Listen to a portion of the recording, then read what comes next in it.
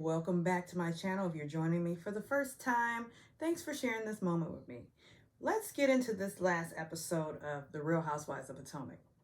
The episode opens up with Giselle and her hairstylist Cal, who Cal has been trying to happen since season 1. And Cal, you're just not doing it for me. You don't have the personality that I guess a Miss Lawrence or would have, or even earlier Dwight has. Like, you just are not a good asset to the show. And I know Giselle's just using him as her gay accessory, which isn't cool anyhow. So Giselle, they're in the studio about to do a photo shoot for her blog that her podcast that she has with Robin. And is it me or everybody and their mother has a podcast? And it's like everybody's trying to win on the podcast realm. And it's like, come on, y'all. Stay in your lane sometimes. You are the subject of the podcast. Anyhow, she mentions that Mia, her favorite subject, Mia, this new girl, she got her clit done.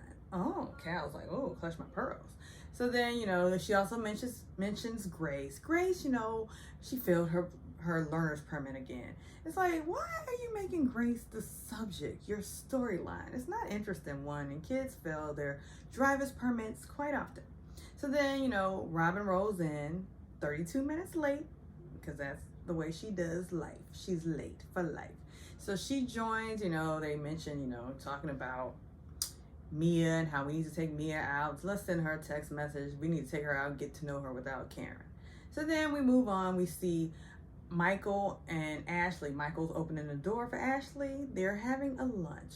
And upon their lunch, they discuss, the baby and, oh, Michael wants to be a movie producer now. Ashley's worried about that because she's trying to secure that bag for that second child. Like, one child is not enough. We need enough money for both children. So, and I'm thinking, Michael, is this a porn production company you're trying to start? That would be on brand for you, Michael. That's just a thought, maybe an unpopular opinion. So then we move on. We see Karen in her kitchen cooking, and she's cooking some sort of red meat. It looks like maybe a rack of lambs, maybe, or maybe lamb chop, or I don't know. So I noticed she turned the meat too fast. It needs to brown a little bit. You need to sizzle that a little bit, Karen. Anyhow, so then she gets on FaceTime with Raven, and she mentions that she's now the ambassador of her small town of Surrey. I think it's Surrey, yes. So she's the ambassador of the town, and Raven is like giving her kudos because Raven is in the phone. Raven is now an executive in New York. She's a professional in New York. What is an executive anyhow? They have so many different types of an executive, but okay, we'll let you have that, Karen. So and then she says, Raven, why don't you tell your dad to get me a bigger rock for our anniversary? Why are you tasking me with that? And then did you notice then Karen's like, I burned the fish. Like, Karen, were you cooking red meat or fish? Okay. So we move on to see Mia having a moment at her joint's location. It's the joint. So, she's showing that I'm a boss. So I have to go in and manage all these locations. Oh, the shelf is organized. Great. Let's move on over here. Oh, let's place this right here, right here. Mia is really trying to show that she's a boss. What she's giving me is more or less fifth grade teacher being observed by the principal. So I have to show that I'm teaching the class. And so there it is. I am a boss. So then G calls like, oh, you really have to, you missed this kid's last activity. You got to take him to practice. He's really looking forward to it. I call BS on this because it's like, what 13-year-old boy wants like, oh, I really want mom to take me to practice. I'm really upset because mom didn't take me to practice. This is just another attempt of storyline and framing her as a boss that's busy and her kids might be falling in the cracks and then she's gonna have mother's guilt. I see where you're going with this. Whatever. So then that might be an unpopular opinion. Like, maybe the kid does want his mom to take him to practice. I don't know what world 13-year-olds really concerned about his mom. 13-year-olds are usually concerned about their peers. Anyhow, so then we see Robin, you know, arriving with her trainer outside in the cold to work out, because she mentioned that she gained 14 pounds in COVID, which everybody gained. It was like the COVID 15. Everybody gained weight during COVID because activity ceased. She was drinking a lot of wine. But to me, it's like, I get it. You weren't going to the gym, Robin, but your lifestyle really didn't change much, because it's not like you had a job to go to every day. But whatever. I'll let her have it.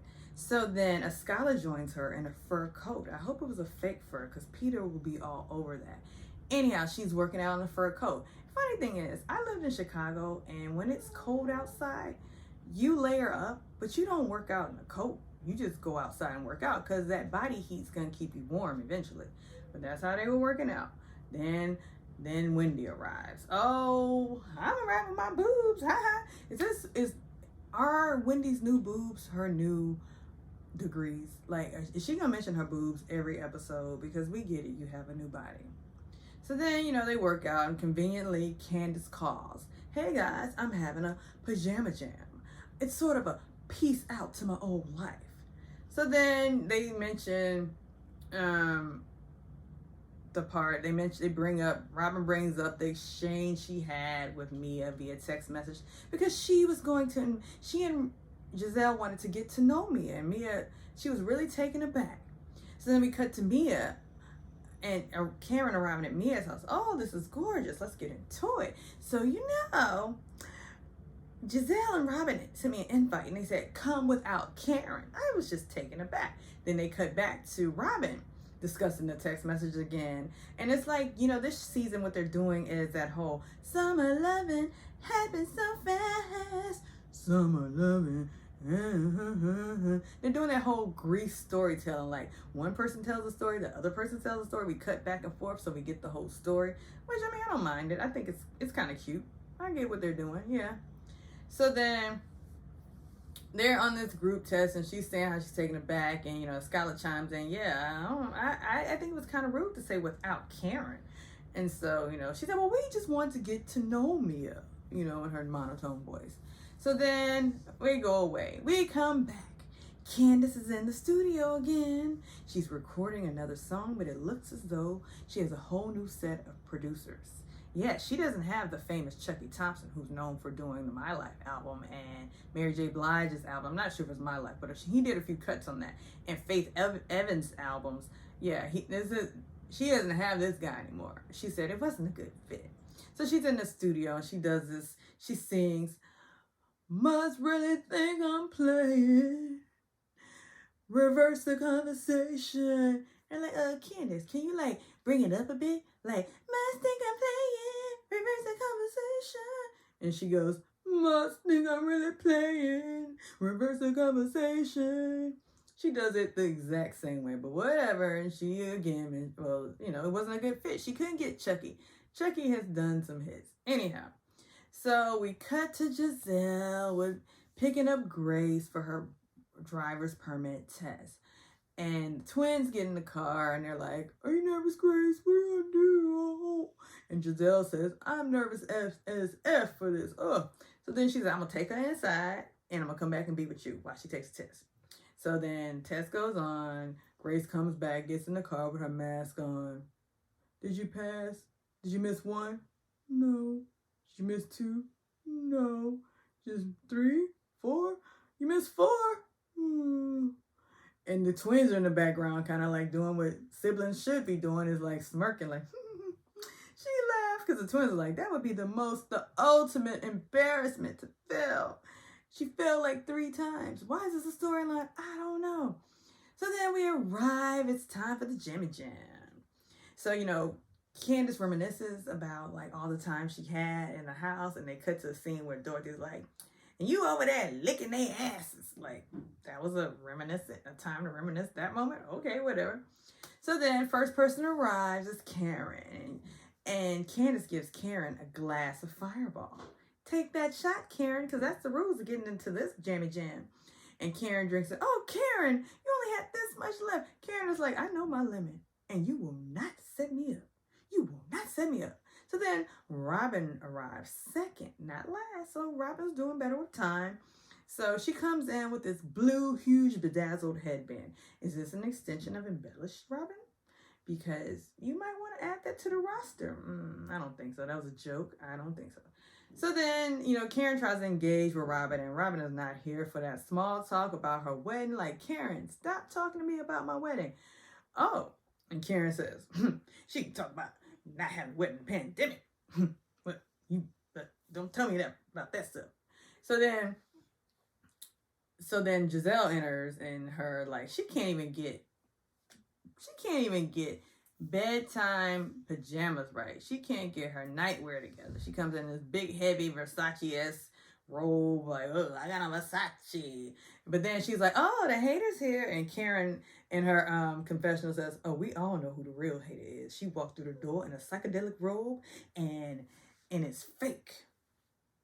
You cannot shade Karen. Giselle, you might as well stop. You will always lose when you're playing dirty. You can never win when you're playing dirty with Karen, Giselle. So then meanwhile, like, they're like,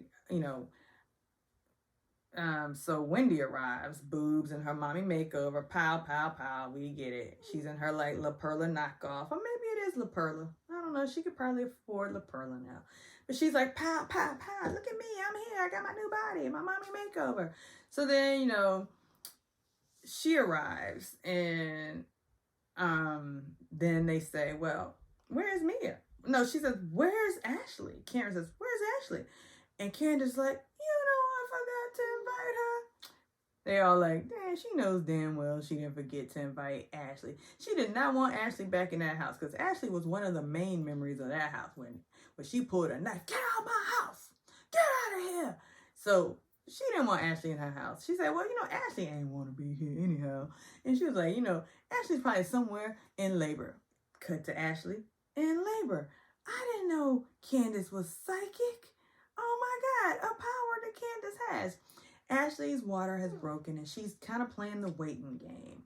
Like, waiting, I thought, like, when your water breaks, you're supposed to go to the hospital immediately. So then they cut back, and Mia arrives. Well, Wendy's like, are we going to be nice to Mia? Mia arrives.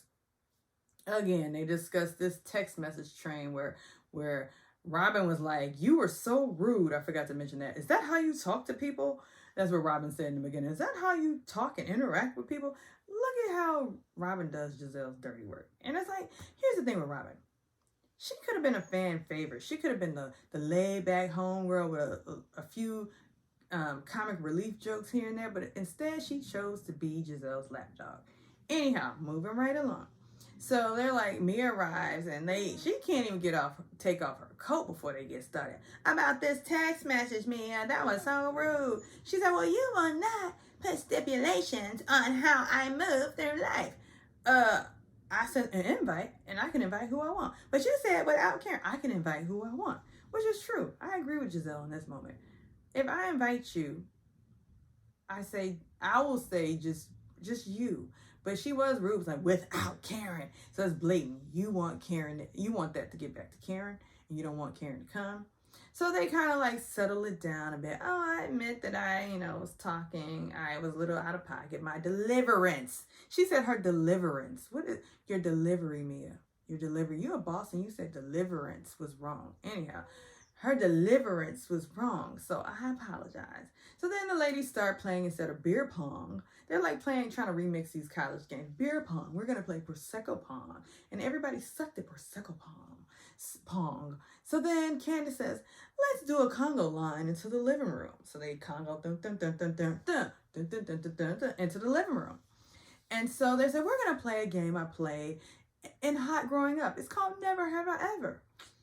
Come on, y'all. Everybody's been playing Never Have I Ever, I think, since that one episode of Girlfriends at Tony's Bachelorette slumber party when they played Never Have I Ever. So everybody's been playing that.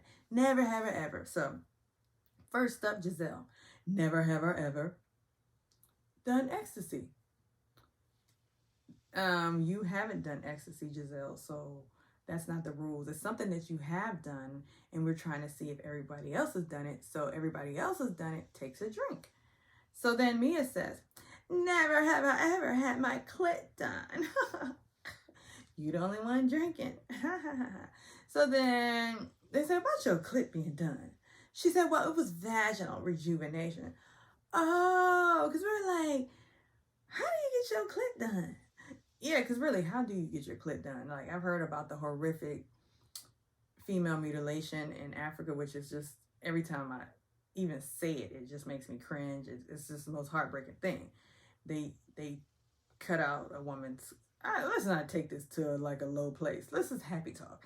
Anyhow, female mutilation is horrible. Google it and get on that cause. So so then we get back to me. It's like, never have I ever had a threesome.